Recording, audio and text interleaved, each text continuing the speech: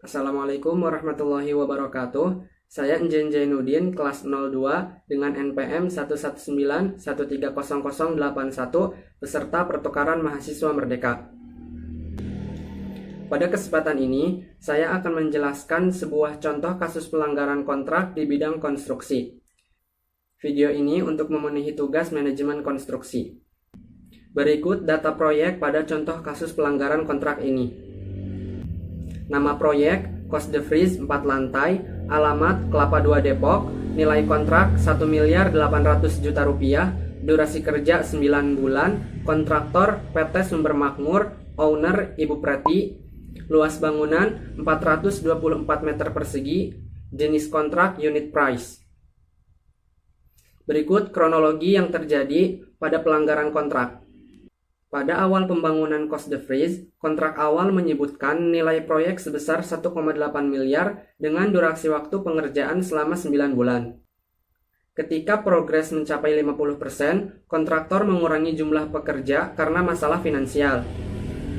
Ketika itu, kontraktor memberi pemberitahuan kepada owner melalui email bahwa pekerjaan akan mengalami keterlambatan selama 2 minggu dengan alasan cuaca yang kurang mendukung. Setelah 1 bulan diberi pemberitahuan, pihak owner masih belum memberikan tanggapan, sehingga kontraktor masih terus melanjutkan pekerjaan karena telah tertera dalam kontrak bahwa bila terjadi keterlambatan pekerjaan dalam jangka waktu tertentu dan tidak ada penolakan dari pihak owner, maka kontraktor menganggap owner menyetujui keterlambatan tersebut. Ketika progres pekerjaan mencapai 70%, owner memutus kontrak secara sepihak melalui email dengan alasan pekerjaan yang tidak sesuai schedule. Dan dana yang telah dikeluarkan kontraktor untuk progres pembayaran tidak dibayarkan oleh owner. Dengan begitu, kontraktor naik banding kepada owner dan konsultan menuntut haknya. Dari kronologi tersebut, berikut analisa dari 3 sudut pandang, yaitu sudut pandang kontraktor, owner, dan sudut pandang di mata hukum. Menurut sudut pandang kontraktor, yang pertama, kontraktor mengalami masalah finansial dan berinisiatif mengurangi jumlah pekerja agar proyek tetap bisa berjalan dengan dana yang ada. Kedua, kontraktor telah memberitahukan pihak owner bahwa pekerjaan akan mengalami keterlambatan. Yang ketiga, pihak owner tidak memberikan tanggapan dalam jangka waktu yang telah ditetapkan dalam kontrak, sehingga pihak kontraktor menganggap pihak owner setuju dengan keterlambatan pekerjaan tersebut. Menurut sudut pandang owner, yang pertama, owner telah menargetkan durasi waktu kerja, tetapi pihak kontraktor mengalami keterlambatan. Hal ini merugikan owner karena memunculkan biaya yang lebih besar dan target durasi tidak tercapai.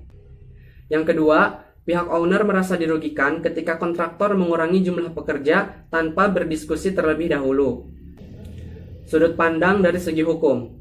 Yang pertama, kontrak yang disetujui kedua belah pihak menyebutkan bahwa apabila terjadi sesuatu hal yang menghambat proses pekerjaan dan kontraktor telah memberitahukan keterlambatan kepada pihak owner, maka owner wajib memberikan tanggapan paling lambat 2 minggu.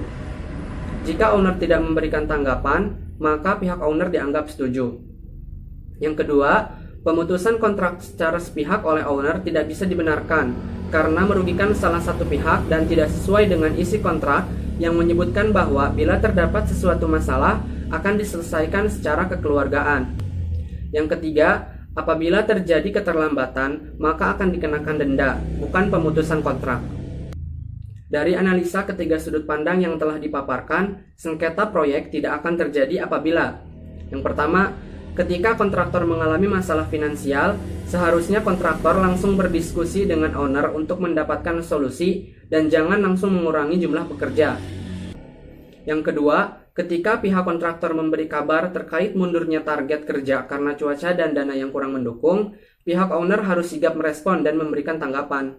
Yang ketiga, ketika proyek dilanjutkan dengan pengurangan jumlah pekerja, pihak owner harus setuju dan legowo karena aturan pada kontrak telah disepakati.